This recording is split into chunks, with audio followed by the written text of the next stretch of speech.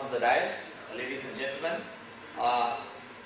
It's a pleasure to have this opportunity to share some of the perspectives on what kind of collaboration that is happening in the higher education space that are involving professors and teachers.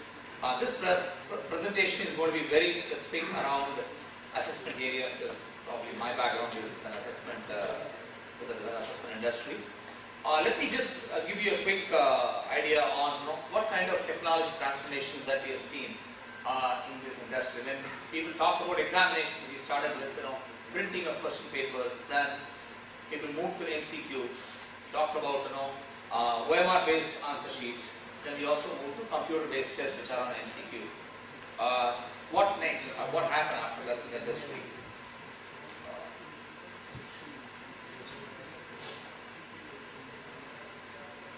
The next big one that we've been seeing, particularly in the education industry, is the on-screen marking or digital evaluation. I thought I'll just walk you through on what it means. Probably you'll be able to quickly appreciate. I presume that many of the audience here will know about on-screen marking. On-screen marking is nothing but when you have a descriptive answer sheet, you scan those answer sheets, put it in a server which is sitting at a central location, that means it may be sitting in a data center, and make that answer stream available to your evaluator in his computer. And this is what we actually basically say as digital evaluation of on-screen marking. There are quite a few implementations in the country so far, but let's run through what are all the benefits or the features that we have seen in an on-screen marking implementation. The time for evaluation in an examination cycle has drastically come down. This is the first benefit that people have seen. Number two is that the accuracy in totaling, the inaccuracy in totaling that was an issue earlier has almost come down to zero. There are zero totaling errors because the computer is totaling instead of a human. In those days, what the marker or evaluator will do is that after awarding marks to each and every question, he will bring those marks and post it on the cover page and then start totaling it. If you really do it, for example, a chemistry professor or a teacher or a chemistry teacher or a physics professor, he's good in evaluating the answer sheet even in the midnight when you wake him in the midnight. But if you ask him to post that, post the marks in a cover page and do a clerical work, probably after 10th or 15th answer scripts, they get bored, they tend to miss out. It happens to all of us. If you have to do a manual totaling, we all tend to make a mistake.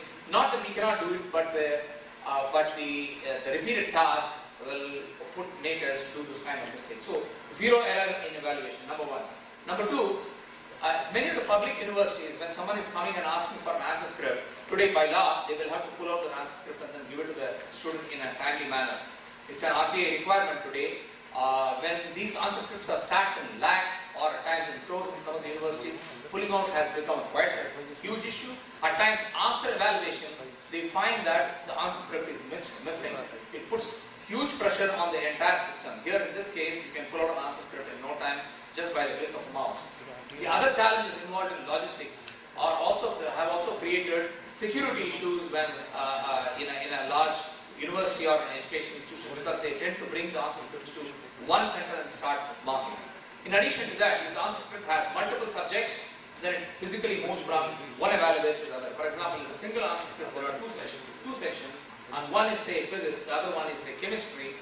You will require two different evaluators to do that work, so it is moving. In addition to that, if there are multiple evaluations, for example, there is a medical script, by law it requires multiple evaluations, that is also causing logistics trouble, plus a bit of biasness in the overall marking.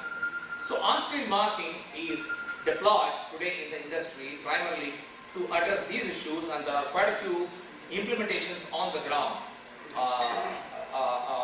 that have become very successful in India.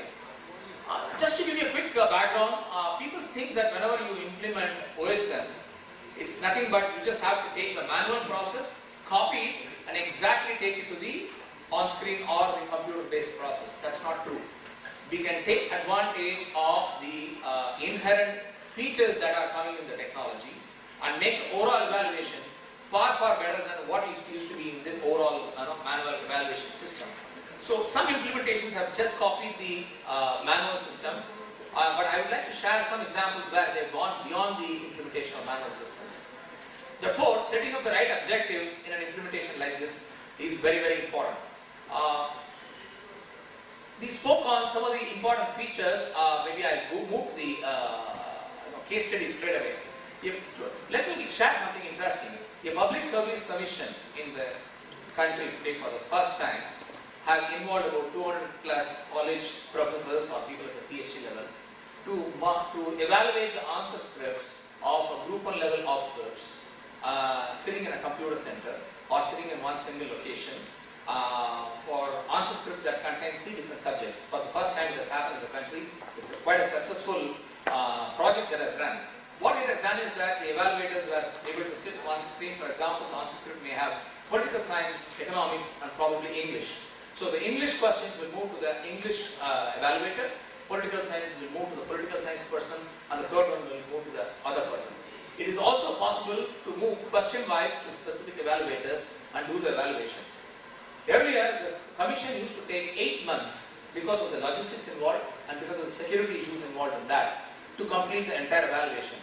This time, because of the on-screen marking implementation, they could complete the work in flat 45 days and the totaling error is 0. This is a big change that a commission could move from one end to the other, and they could also clearly plug all the security loopholes that were inherent or that is a part of the manual system. The next one, a large private university. I'm talking about a medical university. In medical answer scripts, you require 2 evaluations, one by the internal faculty, the other one from an external faculty. Today, some of these faculty, they travel and go to the particular university. In this case, both evaluations can happen at the same time. The answer script is scanned. So one will not know what other person is doing. So the biasness is completely removed from the evaluation. And the evaluation can happen parallelly. And if there is a review mechanism required for the third evaluation, the answer script gets presented instantly to the third person and the whole evaluation can get completed in 48 hours. The biggest part is that some of the best answer scripts can be pulled out and pushed to the students through a PDF copy, or if it is required for further references, it's possible. It was not easily possible due to the logistics issues in those days with the old one.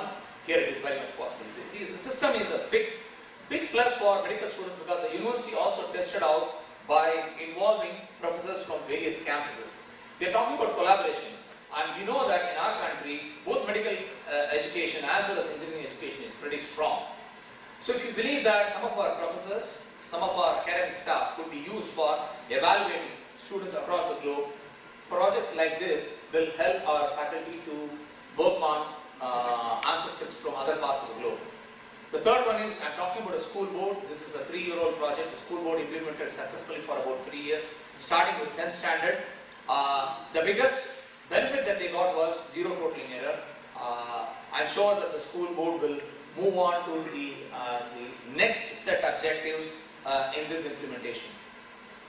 The fourth one, this is quite interesting, a distance education university in the country, and we are all aware that in a distance education scenario, you will have students sitting across different locations. The answer scripts travel to one central location, and after that, you will have to get your evaluators coming from different institutions to one place. In this case, the answer script is scanned and sent to evaluators sitting at home, and sitting at home, they mark the answer scripts. So this has been quite a successful model, and there are about more than 1,000 evaluators doing this work. The next one, this is an international project. There are about 200 teachers sitting at Bangalore and Chennai evaluating the answer scripts, English, ICT and math answer scripts of an international body which is sitting in UK and doing this work for the last 3 years. That means the answer script comes from UK all the way to India, and the teachers sitting in India are doing the evaluation. We talked quite a bit about collaboration, we talked about quite a bit on globalization. This is a fantastic opportunity for the evaluators sitting in this country to get the answer scripts to our country. See, if you look at the IT world, people talk about BPO, KPO. Probably this is one more initiative that can get the answer scripts of the globe into our country for evaluation. So, just to summarize on what the overall concept is all about, it's just not the technology, it all depends on what we do with it.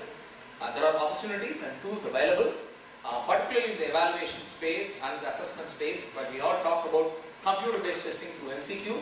In the descriptive answer book space, there is a huge scope for bringing technology into it and make it a lot more a collaborative world. Thank you so much for the opportunity.